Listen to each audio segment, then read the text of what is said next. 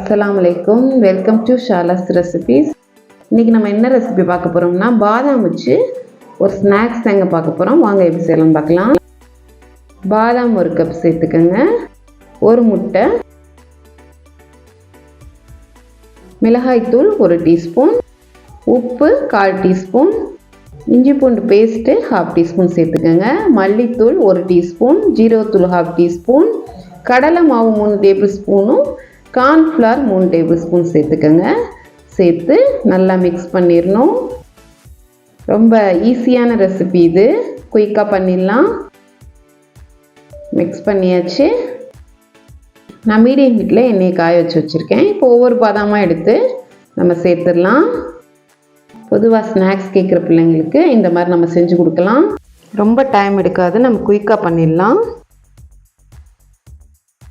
பாதாம் ரொம்ப உடம்புக்கு நல்லது.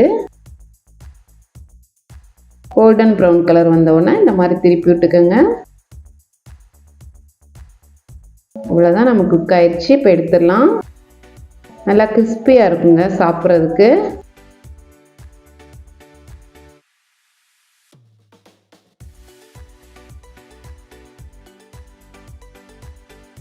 இப்போ ஒரு பவுலில் சேர்த்துக்கோங்க. இதில் 1/8 டீஸ்பூன் சால்ட்டும் சில்லி பவுடர் 1/4 டீஸ்பூன் போட்டு நல்லா மிக்ஸ் பண்ணிக்கோங்க. இந்த மாதிரி நீங்கள் வேணும்னா சாட் மசாலா கூட சேர்த்துக்கலாம், நல்லாயிருக்கும்.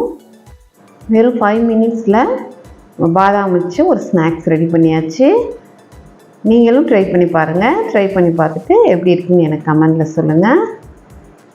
ரொம்ப ஹெல்த்தியான ரெசிபி,